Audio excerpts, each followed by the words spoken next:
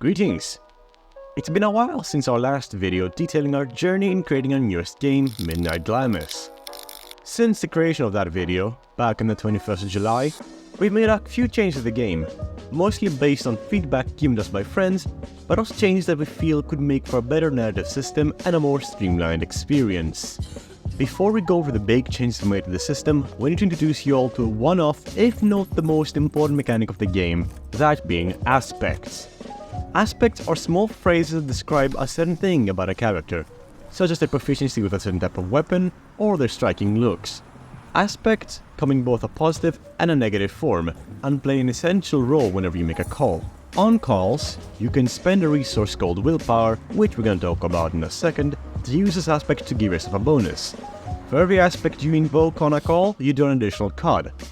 However, the gym can also reward players with willpower in order to invoke a character's negative aspects, which take away cards.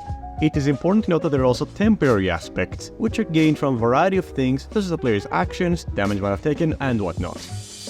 With aspects out of the way, let's talk about the big changes that have been made to the game. Number 1. Skills are no more. Whenever you want to make a call, you draw a number of cards equal to the appropriate attribute, and that's it. No bonuses from skills, no nothing.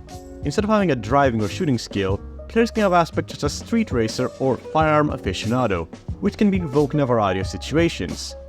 However, in order to invoke an aspect, it must make some sense as to why it would be beneficial in that scenario.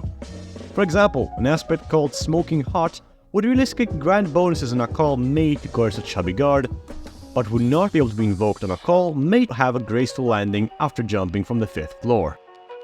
The second biggest change we made to the game is health. Originally, health was measured in points, similar to D&D, Pathfinder, and Hellborn, our previous game. How it works now is that every character has 3 boxes, each box having a number of segments equal to 4, plus the character's bronze score rounded up. Whenever you take damage, you fill up one of those segments for every point of damage you get.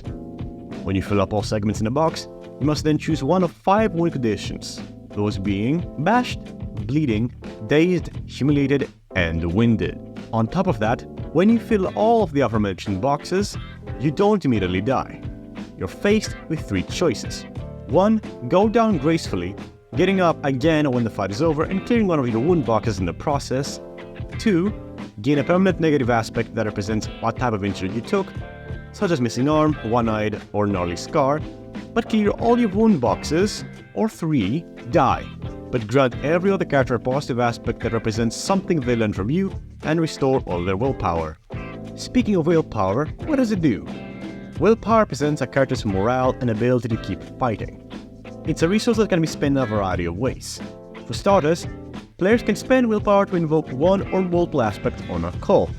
If you have no applicable aspects, you can spend a point of willpower to get an extra card on a call. Willpower can also be used to remove temporary aspects such as covered in shit, on fire, humiliated, and etc. On top of that, you may spend willpower to reduce incoming damage by 1 for every willpower point spent. Additionally, some contracts may require the player to use willpower for their effects to activate. We'll go over contract in a second, but before that, we need to talk about curses.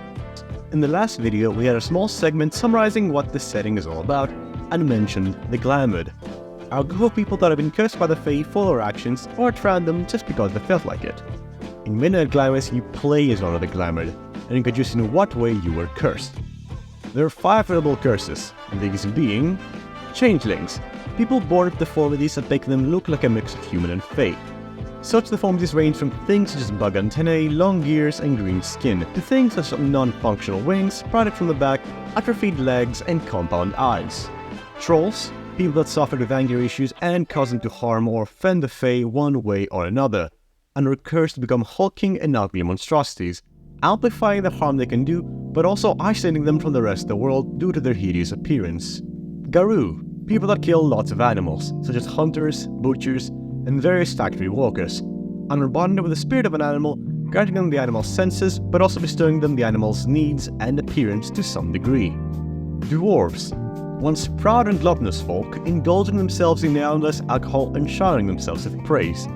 However, recalcitrance eventually led them to insult the Fae's name or desecrating their domain, and the result in them being cursed to live as short, angry, puny people with endless craving for alcohol.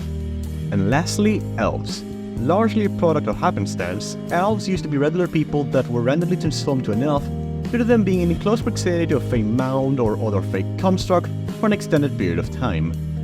This accidental transformation leads them to be much more close to the fey of no other Glamour, and usually result in them falling into gloom and becoming servants of the fey. Mechanically, each of these quests comes with a unique list of positive and negative aspects that players can pick from during card creation. The last thing we added were contracts. Contracts are deals made between humans/Glamour and the fey, which grants them supernatural abilities. However, each of these contracts come with their own unique downsides, such as not being able to be out in the sun for too long or being incapacitated by loud noises. Mechanically speaking, each of these contracts comes with a boon, aka an upside, a bane, a downside, and a ban, a thing that the character that has taken the contract cannot do. To give an example of what a contract looks like, let's skim over one of the contracts that we have made right here. Contract of Shadow's Veil. Boon. While standing in a shadowy place, the promisee becomes now invisible, being only able to be detected through sound, smell, or touch. Bane. The promisee gains the sunlight aversion negative aspect. Ban. If the promisee is fully exposed to sunlight for more than 6 hours, they must make a gloom call. And that's all we got. We've been hard at work finalizing Hellborn, and thus haven't been able to do much work on Midnight Glamours. However, we think that the game is looking out to be really good, and will be finished much quicker than Hellborn. In the description, you can find a link to the prototype version of Midnight Glamours, as well as a link to our Discord server where you can interact with us and the rest of our small community. With that out of the way, we wish you a great day and we'll see you in the next video, which is about to come real soon. Until next time.